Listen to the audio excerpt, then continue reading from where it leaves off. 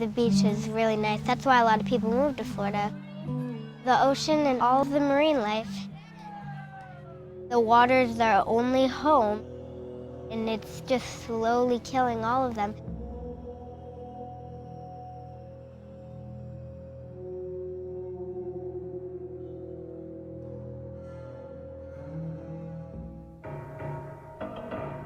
It's otherworldly. Algae even out to the coast and the beaches. First time that's happened ever. Would you launch your boat in this? Would you bring your kids out in this? The test proved it was toxic and bad for your health. Major economic damage. You're not allowed to go out in the boat. You're not allowed to fish. It's a horrible situation.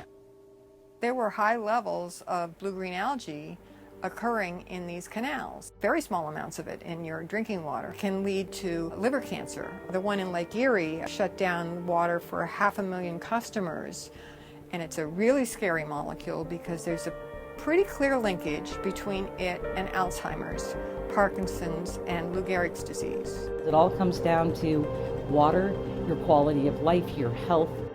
If there's ever been a fight worthy, it's this. What do we want? Clean water! What do we want? Now!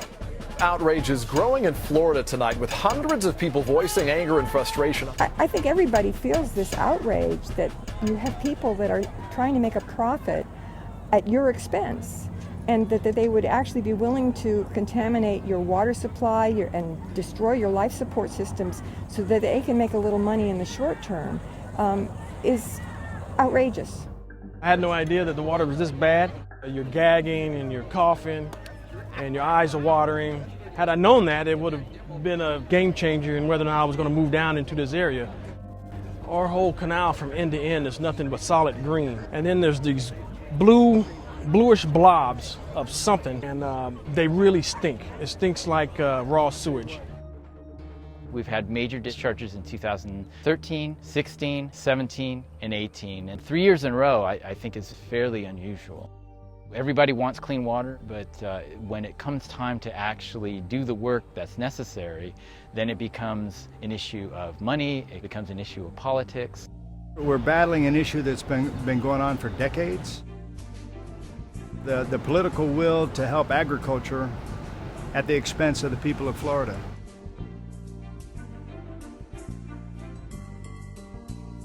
Hopefully the Senate will pass Senate Bill 10. And that is a issue we've been struggling with for decades in the state of Florida, making sure that these toxic discharges end. Oh, swamping now.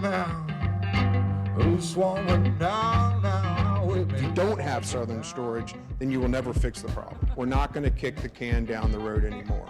And now we're here on the doorstep of getting it done and doing the right thing. I ask your support. The Secretary will unlock the board and senators will prepare to vote. Have all senators voted? Lock the board and announce the vote. 36 yeas, 3 nays, Mr. President. So show the bill passes.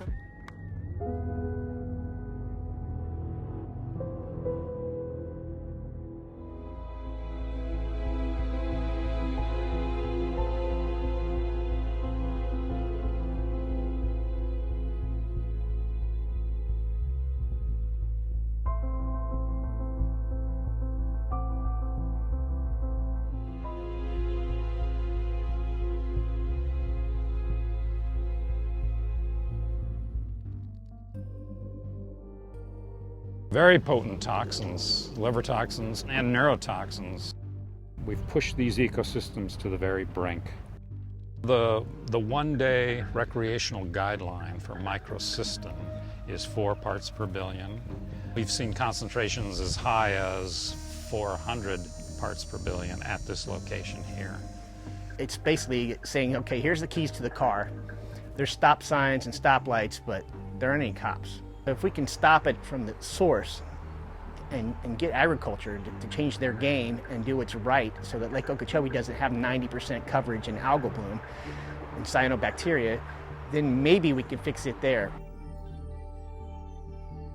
Everything in me is screaming to grab the kids, grab the family, and get out of here. I'm not scared of alligators, hurricanes, snakes, spiders, you name it. But I'm scared of this.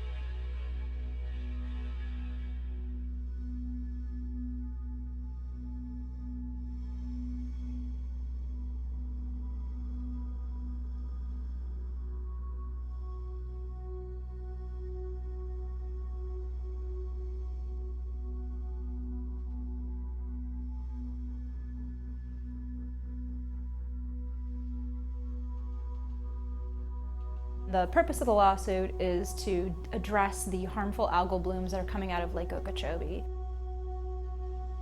Throughout the years, we had seen these harmful algal blooms happening again and again.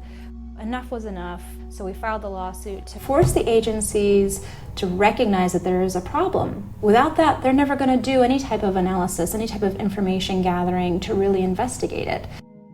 In this lab, we study a cyanobacterial toxin called BMAA and its effect on the nervous system of different types of models. Once BMAA is in the system, it goes to places like the brain, incorporates into brain proteins and causes them to fold abnormally.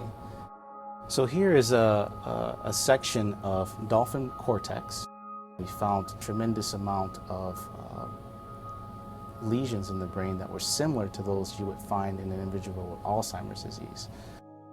So we believe that BMAA is at the seat of several neurodegenerative diseases. You have proteins that are abnormally folded and they're causing a cellular response. I think now the research is hit a pinnacle. We're finally pushing the envelope. It's a very powerful neurotoxin. I would think that would be an issue for people because it's going to affect their human health. You really need to stop this at the source.